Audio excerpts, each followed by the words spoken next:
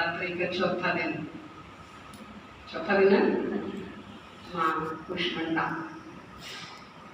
अर्थात थोड़ा उष्मा अर्थात तप्त होता है, गर्माहट होता है। अंडा माना पूरे ब्रह्मांड को रचने की सृजन शक्ति एक नारी शक्ति के पास है। जैसा वो चाहे वैसा सृजन कर सकती है, लेकिन वो कब कर पाएगी? जब वो जगत माता बन जाएगी। आज सबको जो डायरेक्शन मिला कि आप सब नारी शक्ति को जगत माता के रूप में देखो, देवी के रूप में देखो, शिव शक्ति के रूप में देखो, टीचर बहन के रूप में नहीं, कन्या के रूप में नहीं, तो आपकी दृष्टि वृत्ति कभी भी चंचल नहीं होगी। और बहनों को भी डायरेक्शन मिला, हर भाई को महावीर की दृष्टि से देखो, इसके दिल में सदा बाबा है और कुछ नहीं। मेरा विशेष भाई, मेरा विशेष स्टूडेंट नहीं। ऐसी पूरे जगत के प्रति प्राप्त दृष्टि वृत्ति रहे। मैं जगदम्बा हूँ। आज इस सम्मान में जाना कि मैं जगदम्बा हूँ, मेरे बने भी मिलो। आत्मा रूप में तो सभी शिव बाबा की सजनी है।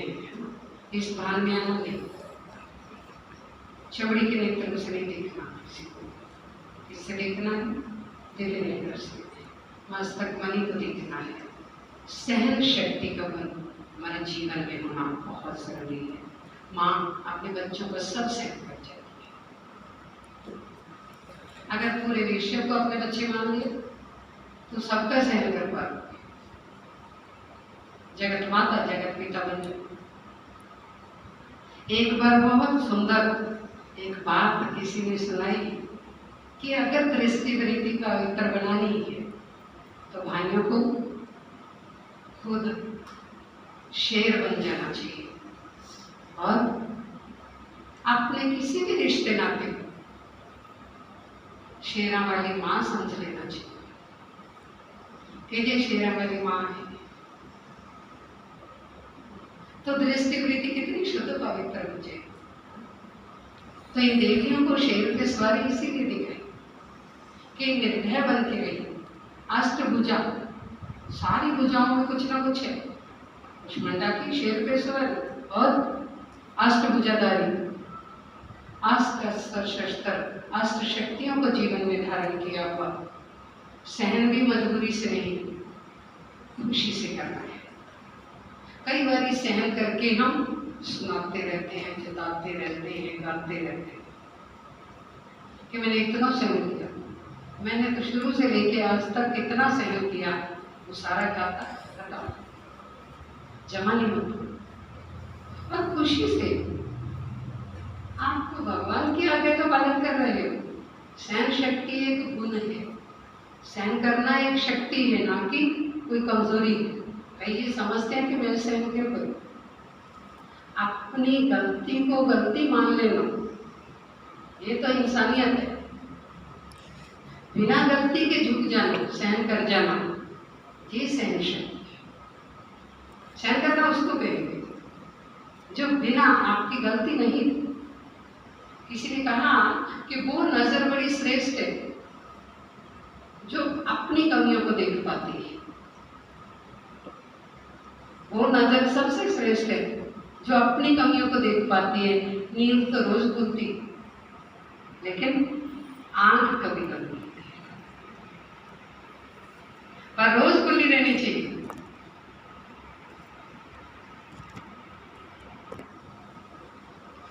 ताक तेरे दामन के धुले ना धुले, नेकी तेरी कहीं पर तुले ना तुले। रात को सोने से पहले अपने गुनाहों की माफी मांग के सो जाया करो। पता नहीं सुबह तेरी आंख खुले ना खुले। मम्मा हमेशा कहती थी हर घड़ी को अंतिम घड़ी समझो। इसलिए सहन कर लेना जो बहुत खुशी की प्राप्ति होती है। शहनशाह बाबा कहते वही बनेगा जो सहन करना जानता है। फिर आप पूरी दुनिया का सृजन जैसा चाहोगे वैसा कर पाओगे। कुष्मंडा मां के अंदर वो शक्ति थी उस ज्ञान सूर्य की तप्त से, पर वो शक्ति भी कब बनी? जब शिव के साथ जी, वरना वो शक्ति नहीं। आज हम नारी शक्ति को बताया करते हैं कि आप ये नहीं समझो कि सिर्फ भाइयों की ओर से गलती रही, तुमने पहरावा पश्चिमी सभ्यता को अपना लिया, है ना, भाइयों की तरह पहरावा बना लिया, उनकी तरह फील्ड में चले गए। परंतु वो कितने मेहनती थे, कितने पुरुषार्थी थे, दिन रात एक करते थे, कितने बहादुर थे, वो तो कॉपी किया नहीं। तुम भी अपने स्वरूप में टिके नहीं कि मैं शिव शक्ति हूँ। आज सबको अपने जीवन में इसी शक्ति को पक्का करना है कि मैं शिव की शक्ति हूँ, मैं जगत माता हूँ, मैं पूरे विश्व को देने वाली हूँ, मेरे द्वारा सबको मिलना चाहिए। उसके लिए मुझे कुछ भी सहन करना पड़े। हाँ, कंडीशन भी नहीं। कई माताओं की कंडीशन होती है कि मैं अपने बच्चे का तो सहन करूँगी, तो पड़ोसी का सहन क्यों करूँ? इसका मतलब पूरे विश्व को कहाँ मानो? वैसे भी आप सिर्फ डांटने के हकदार वहां होते हो। कहते हैं आप लड्डू बांटते हो, प्रसाद बांटते हो, वो तो पड़ोसी के बच्चों को भी दोगे। प्रसाद तो पड़ोसी के बच्चे को भी बराबर देना चाहिए, लेकिन थप्पड़ सिर्फ अपने बच्चे को मार सकते, वो पड़ोसी के बच्चे को नहीं मार सकते। उनको आप कोई डायरेक्शन समझाने नहीं दे सकते। मैं ऐसा करती हूँ, एक बहन मुझे कहने लगी आप फलानी बहन को तो कुछ कहते नहीं, वो घर में रहती है। एक बहन मेरे पास रहती है कि आप फलानी बहन को तो कुछ कहते नहीं, मुझे कहते हो। मैंने कहा कि रोड पे चलती लड़कियों को मैं कुछ नहीं कहती, आप मेरे पास आए हैं, मेरी जिम्मेवारी है, इसलिए मुझे कहना होता है। मैं सिर्फ आपको कहने की हकदार हूँ। अगर आपका पालना करने का अधिकार है, मुझे आपको प्यार मिलता है, तो डांट भी और कहाँ से मिलेगी? आप और किसी की डांट सहन भी नहीं करोगे। जहाँ से पालना मिलेगी, डांट भी नहीं सहन होती। अपनी माँ का हर कोई सहन कर लेता, लेकिन आपको तो पूरे विश्व का सहन करना है, जगत माता बनना है। आज सहन शक्ति को चेक करना कि हमारे पास कहाँ तक है। किसी व्यक्ति समय स्थान की कंडीशन को नहीं कि इस इसका सहन कर सकते हैं, इसका नहीं कर सकते, या इतनी हद तक ही कर सकते हैं, आगे नहीं कर सकते।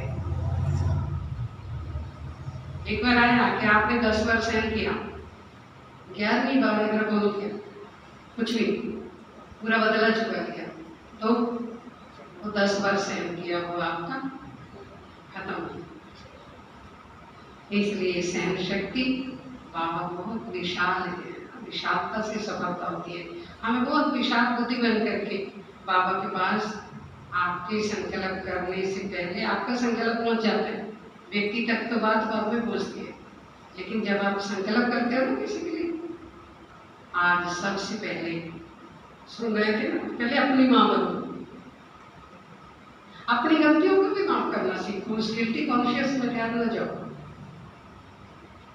मानस भूलनहार है और भूल गुरु करता। इंसान से तो गलती होती है, एक करतार है, एक भगवान है, जिससे कभी कोई गलती नहीं होती, पर उनमें और मेरे में ये समानता भी है। मैं उसके किए हुए उपकारों को भूल जाती हूँ और वो मेरी गलतियों को भूल जाते हैं। ये समानता है आप में और उसमें। वो आपकी गलतियों को भूल जाता है और हम उसके किए हुए एहसानों को भूल जाएगा। कि इंसान के साथ भी ऐसे ही है। किसी ने आपका 9 बार अच्छा किया, 10वीं बार उससे कोई गलत हो गया, तो आप 9 बार किया हुआ भूल जाओगे अच्छा, लेकिन 10वीं बार वाला गलत है हमेशा याद रहेगा। आपकी अच्छाई की वैल्यू तब तक है जब तक आपसे एक छोटी सी गलती ना हो जाए। पर लेकिन हमेशा हमें हर एक का शुक्रिया करना है। आज का हम सबका शुक्रिया, बाबा का तो करना ही करना है, आपस में भी 1-2 का शुक्रिया करते रहो। कहते जीवन की सही खुशी में रहने का एक ही 3 महावाक्य है, शुक्राना, मुस्कुराना और किसी का दिल नहीं दुखाना। बस ये 3 बातें पक्के करो। शुक्राना, मुस्कुराना और किसी का दिल नहीं दुखाना। एक बार किसने कहा कि हमें क्या करना चाहिए? गुरु ग्रंथ साहब में हमारे सिख भाई बताते हैं इस बात के लिए। क्या कहते हैं वो? कि सुख के समय पर शुक्रिया अदा करना चाहिए, दुख के समय पर प्रार्थना अरदास करनी चाहिए और हर समय सिमरन करना चाहिए। करते हम क्या है? सुख के समय पर बधाइयाँ, दुख के समय पर दवाइयाँ, हर समय बुराइयाँ, हर समय एक दो की बुराइयाँ करते रहते हैं। सुख को तो बधाइयाँ देते रहते हैं और दुख आ जाए तो दवाइयाँ करते रहते हैं।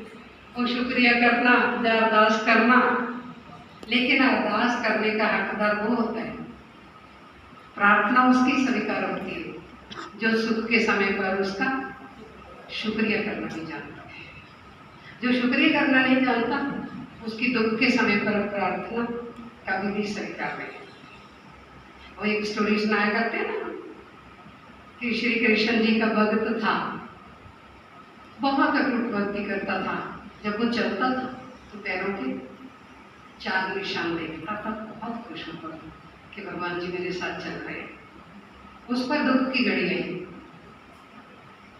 तो भगवान को तो उसने फिर भी याद किया, लेकिन जब वो चला तो पैरों के सिर्फ 2 निशान देखे तो उदास हो गया, हताश हो गया, निराश हो गया। भगवान को लेना देने गया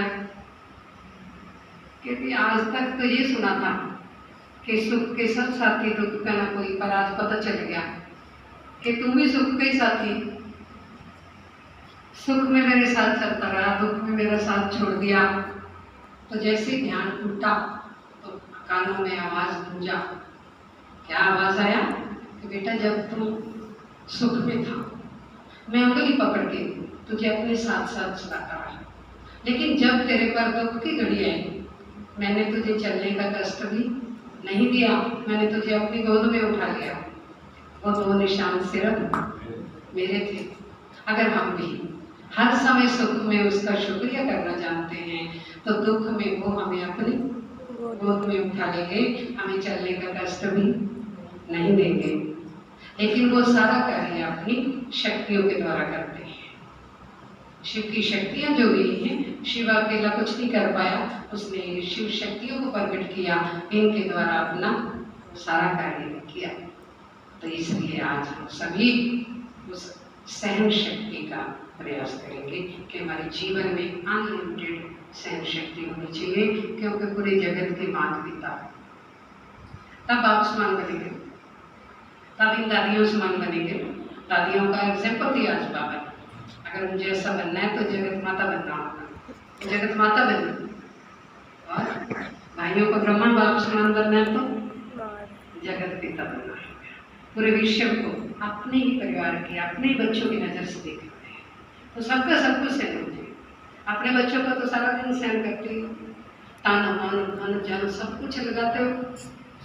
ऐसे अगर सारे विश्व को अपना मान लिया तो सबके लिए सब। इसलिए आज हम ऐसा प्रयास अवश्य करेंगे।